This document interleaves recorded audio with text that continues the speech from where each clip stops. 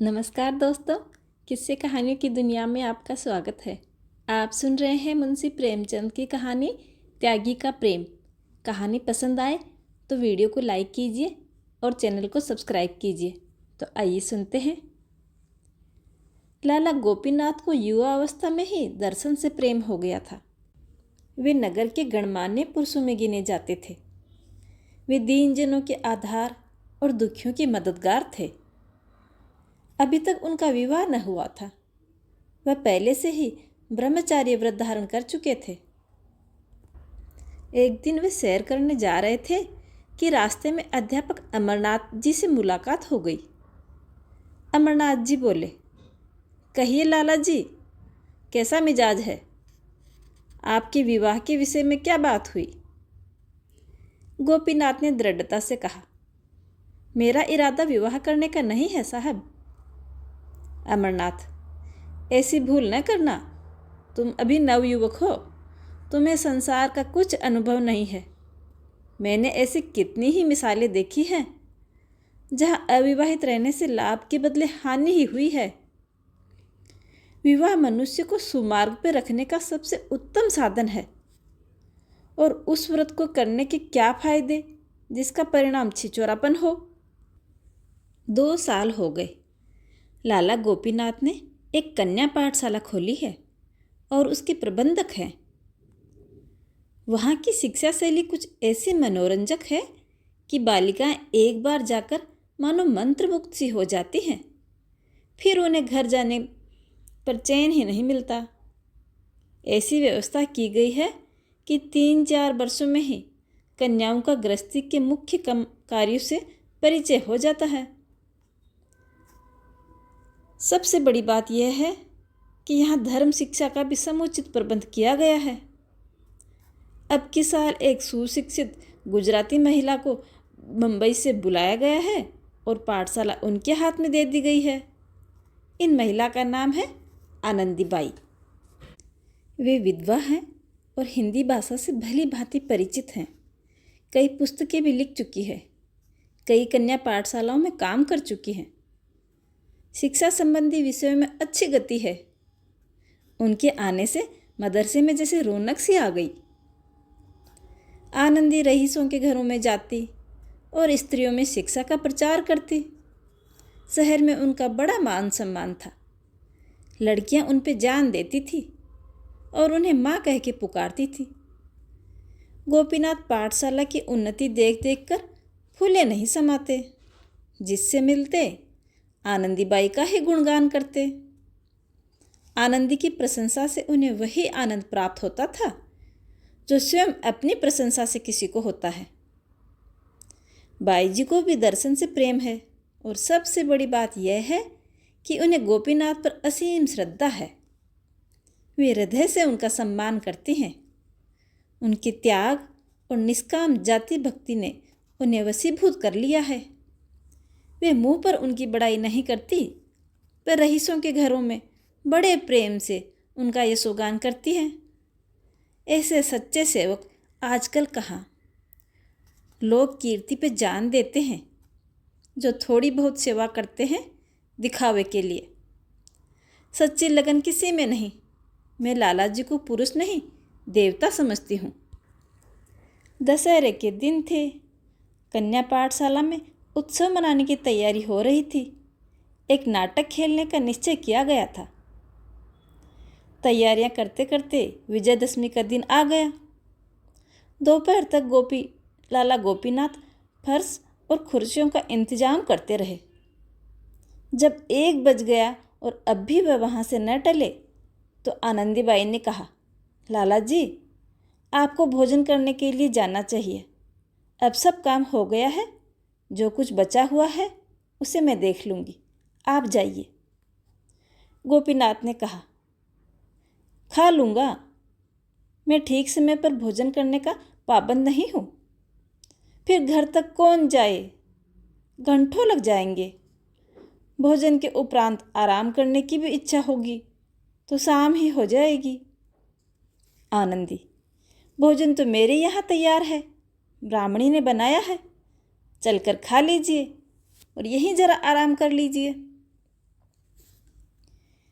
गोपीनाथ: नहीं नहीं, इसकी क्या ज़रूरत है। मैं आपसे सच कहता हूँ, मैं बहुधा एक ही जून खाता हूँ। आनंदी: अच्छा, मैं आपके इनकार के माने समझ गई। इतनी मोटी बात अब तक मुझे सूझी ही नहीं। गोपीनाथ: क्या समझ गई? मैं छूत छात नहीं मानता, यह तो आपको मालूम ही है। आनंदी: इतना जानती हूँ, किंतु जिस कारण से आप मेरे यहाँ भोजन करने से इनकार कर रहे हैं, इसके विषय में मैं केवल इतना निवेदन करती हूँ कि मेरा आपसे केवल सेवक और स्वामी का ही संबंध नहीं है, मेरा आपसे आत्मीयता का भी संबंध है। गोपीनाथ को अब कोई आपत्ति न हो सकी, जाकर भोजन कर लिया। वे जब तक आसन पर बैठे रहे, आनंदी पंखा झलती रही।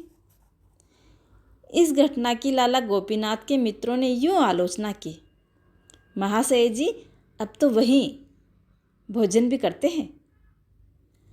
सने सने पर्दा हटने लगा। लाला गोपीनाथ को अब परवस्ता ने साहित्य से भी बना दिया था। जब कभी उनकी कुछ लिखने की इच्छा होती, वे बेखटके पाठशाला में चले जाते। आनंदीबाई वहीं रहती थी। वहाँ न कोई शोरगुल था, एकांत में काम करने में जी लगता था। भोजन का समय आता तो वहीं भोजन भी कर लेते। कुछ दिनों बाद उन्हें बैठकर लिखने में कुछ असुविधा होने लगी, तो आनंदी ने लिखने का भार भी अपने सिर ले लिया। लाला साहब बोलते थे, आनंदी लिखती थी। नगर के लोगों में इस सहकारिता पर टीका टिप्पणी होने लगी, पर आनंदी कहती, ये तो संसार है, जिसके मन में जो कुछ आए कहें, पर मैं उस पुरुष का निरादर नहीं कर सकती जिस पर मेरी श्रद्धा है। गोपीनाथ इतने निर्भीक न थे। उनकी सुकीर्ति का आधार लोकमत ही तो था। वे उसकी बतर्सना न कर सकते थे, इसलिए वे अब दिन के बदले रात को रचना करने लगे। पाठशाला में इस समय कोई देखने वाला न होता था। रात की नीरवता में खूब जी लगता। आराम कुर्सी पर लेट जाते। आनंदी मेज के सामने कलम हाथ में लिए उनकी ओर देखा करती। जो कुछ उनके मुख से निकलता तुरंत लिख देती। उनकी आंखों से विनय, शील, श्रद्धा और प्रेम की किरणें सी निकलती हुई जान पड़ती थी। गोपीनाथ जब किसी भाव को मन में व्यक्त करने के बाद आनंदी की ओर ताकते कि वे लिखने के लिए तैयार हैं या नहीं, तो दोनों व्यक्तियों की निगाह मिल जाती और आप ही झुक जाती। गोपीनाथ को इस तरह काम करने की ऐसी आदत पड़ी कि जब किसी कार्यवश यहाँ आने का अवसर न मिलता, तो उनका हृदय विकल हो उठता। आनंदी से मिलने से पहले गोपीनाथ को स्त्रियों का जो कुछ ज्ञान था, वह केवल पुस्तकों पर ही अविलंबित था। किंतु अब अनुभव बदलने लगा था कि स्त्रियां भी सन्मार्ग की ओर ले जा सकती हैं, उनमें भी सद्गुण होते हैं। तब उनके मन में प्रश्न उठता कि यदि आनंदी से मेरा विवाह हो जाता तो मुझे क्या आपत्ति हो सकती थी। उनके साथ तो मेरा जीवन बड़े आनंद से कटता। एक दिन वे आनंदी के यहाँ गए तो सिर में दर्द हो रहा था। कुछ लिखने की इच्छा न हुई। आनंदी को इसका कारण मालूम हुआ तो उसने उनके सिर में धीरे धीरे तेल मालिश करना शुरू किया। गोपीनाथ को उस समय अलौकिक सुख मिल रहा था। मन में प्रेम की तरंगें उठ रही थी। नेत्र, मुख, वाणी सभी प्रेम में पगे जाते थे। उसी दिन से उन्होंने आनंदी के यहाँ आना छोड़ दिया। 1 सप्ताह बीत गया और वे न गए। आनंदी ने लिखा, आपसे पाठशाला संबंधित कई विषयों में राय लेनी है, अवश्य आइएगा। वे तब भी न गए। उसने फिर लिखा, मालूम होता है आप मुझसे नाराज़ हैं।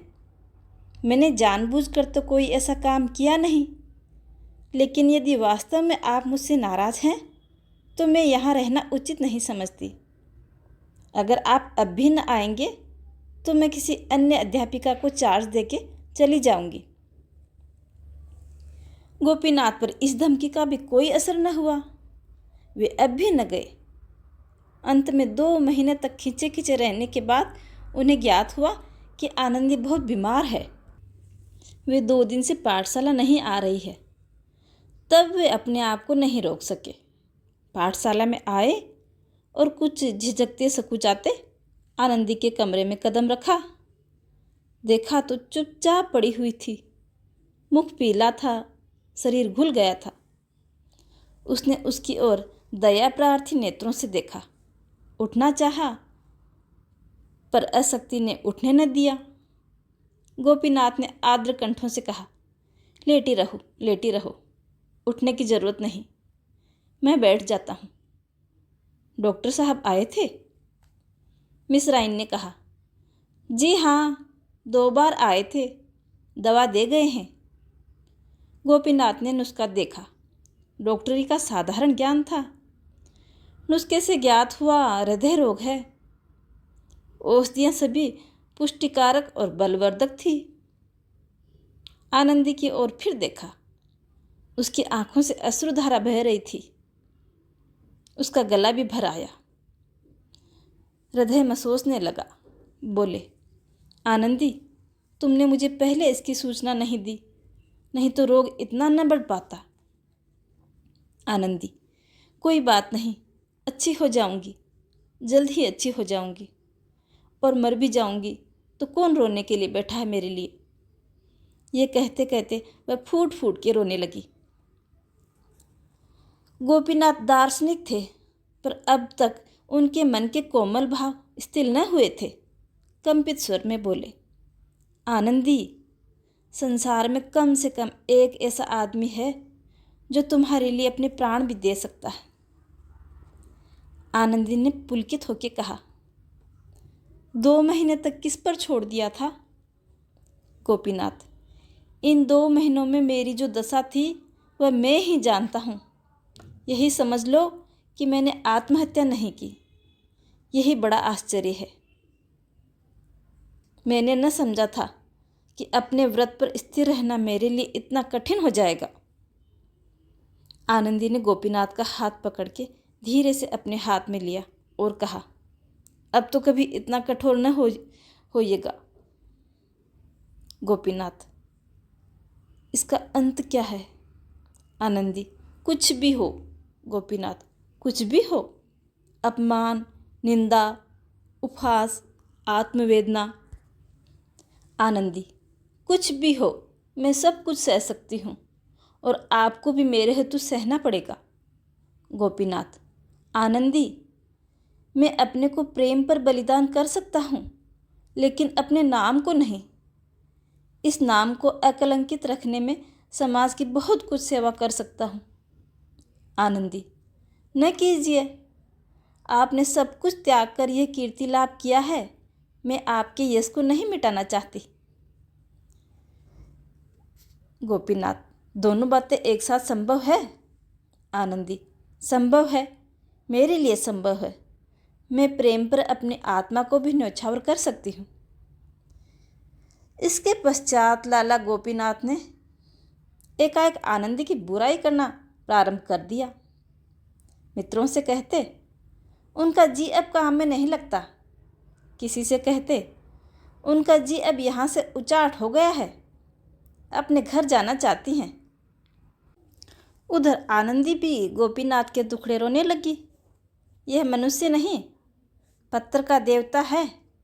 अच्छा ही हुआ कि उन्होंने विवाह नहीं किया, नहीं तो दुखिया उनके नखरे उठाते उठाते सिधार जाती। इसी तरह 2 साल और गुजर गए। एक दिन रात का समय था। कन्या पाठशाला के ऊपर वाले कमरे में लाला गोपीनाथ मेज के सामने कुर्सी पर बैठे हुए थे। सामने आनंदी कोच पर लेटी हुई थी। मुख बहुत मलिन हो रहा था। कई मिनट तक दोनों विचार में मगन थे। अंत में गोपीनाथ बोले, मैंने पहले ही महीने से तुमसे कहा था कि मथुरा चली जाओ। आनंदी, वहाँ 10 महीने कैसे निकलते? मेरे पास इतने रुपए भी कहाँ थे, और न तुम्ही ने कोई प्रबंध किया था। मैंने सोचा 3-4 महीने यहाँ और रह जाऊँ, तब तक कुछ बचत कर लूँगी, तुम्हारी किताब से भी कुछ मिल जाएगा, तब मथुरा चली जाऊँगी। मगर यह क्या मालूम था कि बीमारी भी इसी अवसर की ताक में बैठी हुई है। मेरी दशा 2-4 दिन के लिए भी संभले और मैं चली जाऊँ। इस दशा में तो मेरे लिए यात्रा करना संभव नहीं। गोपीनाथ, मुझे भय है कहीं बीमारी तूल न खींच ले। महीने 2 महीने यहाँ और रहना पड़ा तो बात खुल जाएगी। आनंदी चिढ़कर, खुल जाएगी, खुल जाए, अब इसे कहाँ तक डरती रहूं। गोपीनाथ, मैं भी न डरता अगर मेरे कारण नगर की कई संस्थाओं का जीवन संकट में न पड़ जाता। इसीलिए मैं बदनामी से डरता हूँ। समाज के ये बंधन नीरे पाखंड हैं, मैं उन्हें संपूर्णतः अन्याय समझता हूँ। इस विषय में तुम मेरे विचारों से भली भांति अवगत हो, पर क्या करूँ, दुर्भाग्यवश मैंने जाति सेवा का भार अपने ऊपर जो ले लिया, और उसी का फल है कि आज मुझे अपने माने हुए सिद्धांतों को भी तोड़ना पड़ रहा है, और जो वस्तु मुझे प्राणों से भी प्रिय है उसे यूं निर्वासित करना पड़ रहा है। आनंदी की दशा संभलने की जगह दिनों दिन गिरती ही गई। कमजोरी से उठना बैठना भी कठिन हो गया था। किसी वैद्य या डॉक्टर को उसकी अवस्था दिखाई न जा सकती थी। गोपीनाथ दवाइयाँ लाते थे, आनंदी उनका सेवन करती थी और दिन दिन दुर्बल ही होती जाती थी। पाठशाला से उसने छुट्टियाँ ले ली थी, किसी से मिलती जुलती भी नहीं थी। बार बार चेष्टा करती कि मथुरा चली जाऊं, किंतु एक अनजान नगर में अकेले कैसे रहूंगी, न कोई आगा न पीछा, कोई एक घूंट पानी देने वाला भी तो नहीं। यह सब सोचकर उसकी हिम्मत टूट जाती। इसी सोच विचार और हेस बेस में 2 महीने और गुजर गए, और अंत में विवश होकर आनंदी ने निश्चय किया, अब चाहे कुछ सिर पे बीते, यहाँ से चली ही जाऊंगी। अगर सफ़र में मर भी जाऊंगी तो क्या चिंता है, उनकी बदनामी तो न होगी, उनके यश को तो कलंक न लगेगा, मेरे पीछे ताने तो न सुनने पड़ेंगे। सफ़र की तैयारियां करने लगी। रात को जाने का मुहूर्त था कि सहसा संध्या काल से ही प्रसव पीड़ा प्रारंभ हो गई, और 11 बजते बजते एक नन्हा सा दुर्बल 7वां से बालक का जन्म हुआ। लाला गोपीनाथ बच्चे के होने की आवाज़ सुनते ही बेतहाशा ऊपर से गिरते पड़ते भागे। आनंदी ने इस भेद को अंत तक छिपा रखा था। अपनी दारुण प्रसव पीड़ा चुपचाप झेल गई, दाई को भी सूचना न दी। मगर जब बच्चे के रोने की ध्वनि मदरसे में गूंजी तो क्षण मात्र में दाई सामने आकर खड़ी हो गई। नौकरानियों को पहले से ही शंका थी, उन्हें कोई आश्चर्य न हुआ। जब दाई ने आनंदी को पुकारा तो वह सचेत हो गई। देखा तो बालक रो रहा है। दूसरे दिन 10 बजते बजते यह समाचार सारे गांव शहर में फैल गया। घर घर चर्चा होने लगी। कोई आश्चर्य करता, कोई घृणा करता, कोई हंसी उड़ाता। लाला गोपीनाथ के विरोधियों की भी कमी न थी। पंडित अमरनाथ उनके मुखिया थे। उन लोगों ने लाला जी की खूब निंदा की। जहाँ देखिए वहीं 2-4 सज्जन बैठे गोपीनाथ गोपनीय भाव से इस घटना की आलोचना करते नजर आते। कोई कहता, इस स्त्री के लक्षण तो पहले से ही अच्छे नहीं थे। अधिकांश आदमियों की राय में गोपीनाथ ने यह बहुत गलत किया। यदि ऐसा ही प्रेम ने जोर मारा था तो डर किस बात का था, विवाह कर लेते। यह काम गोपीनाथ का है, इसमें किसी को भ्रम न था। केवल कुशल समाचार पूछने के बहाने से लोग उनके घर जाते और 2-4 अनोक्तियाँ सुना के आ जाते। इसके विरुद्ध आनंदी पर लोगों को दया आती थी। पर लाला जी के ऐसे भक्त भी थे जो लाला जी के माथे पर कलंक मढ़ना पाप समझते थे। गोपीनाथ ने स्वयं मौन धारण कर लिया था। सबकी भली बुरी बातें सुनते थे पर मुंह न खोलते थे। इतनी हिम्मत ही न थी कि सबसे मिलना छोड़ दें। प्रश्न था, अब क्या हो? आनंदीबाई के विषय में तो जनता ने फैसला कर ही दिया था। बहस ये थी कि गोपीनाथ के साथ क्या व्यवहार किया जाए। कोई कहता, उन्होंने जो कुकर्म किया है उसका फल भोगें, आनंदीबाई को नियमित रूप से घर में रखें। कोई कहता, हमें इससे क्या मतलब, आनंदी जाने और वे जाने, दोनों जैसे को तैसे हैं। उधर लाला गोपीनाथ ने उसी दिन से आनंदी के घर आना जाना छोड़ दिया। 2 हफ्ते तक तो वह अभागिन किसी तरह कन्या पाठशाला में रही। 15वें दिन प्रबंधन समिति ने उसे मकान खाली करने का नोटिस दे दिया। महीने भर की मोहलत देना भी उचित न समझा। अब वह दुखिया एक तंग मकान में रहती थी जहाँ कोई पूछने वाला न था।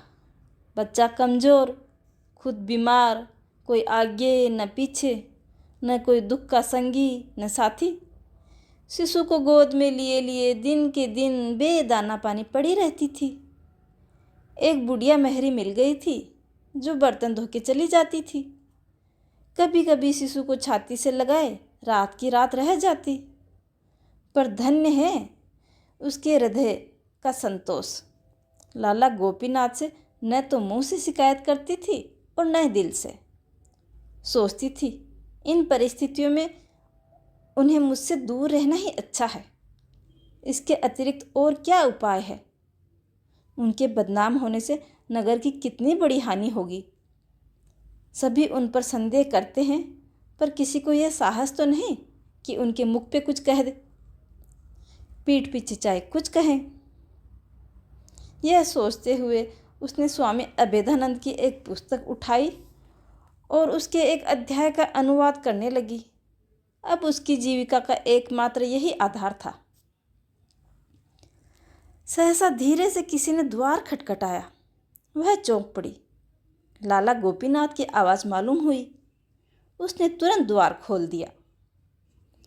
गोपीनाथ आकर खड़े हो गए और सोते हुए बालक को प्यार से देखकर बोले, आनंदी, मैं तुम्हें मुंह दिखाने लायक भी नहीं हूँ। मैं अपनी भीरुता और नैतिक दुर्बलता पर अत्यधिक लज्जित हूँ। यद्यपि मैं जानता हूँ कि मेरी बदनामी जो कुछ होनी थी हो चुकी।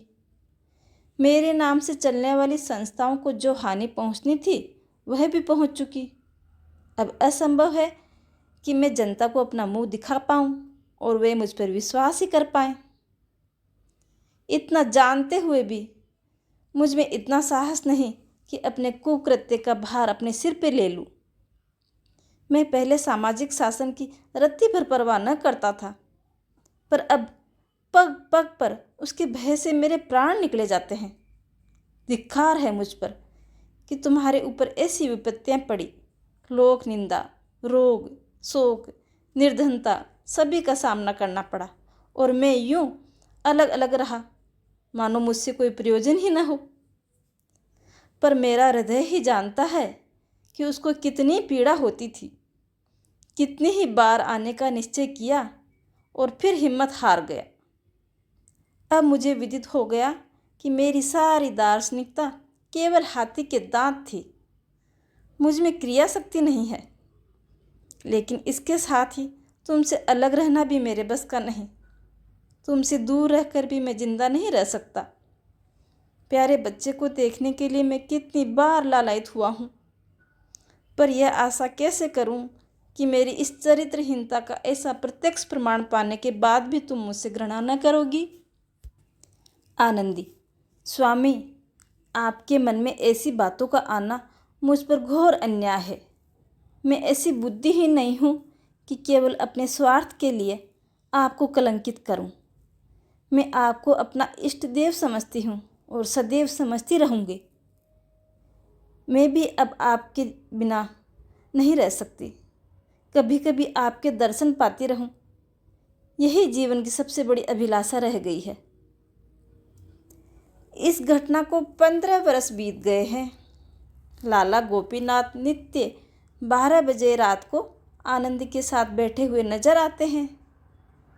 वे नाम पे मरते हैं, लेकिन आनंदी प्रेम पर। बदनाम दोनों हैं, लेकिन आनंदी के साथ लोगों की सहानुभूति है। गोपीनाथ सबकी निगाह में गिर गए हैं। हाँ, उनके कुछ आत्मीय गण इस घटना को केवल मानुषीय समझकर अब भी उनका सम्मान करते हैं, किंतु जनता इतनी सहिष्णु नहीं। कहानी में मेरे साथ बने रहने के लिए धन्यवाद।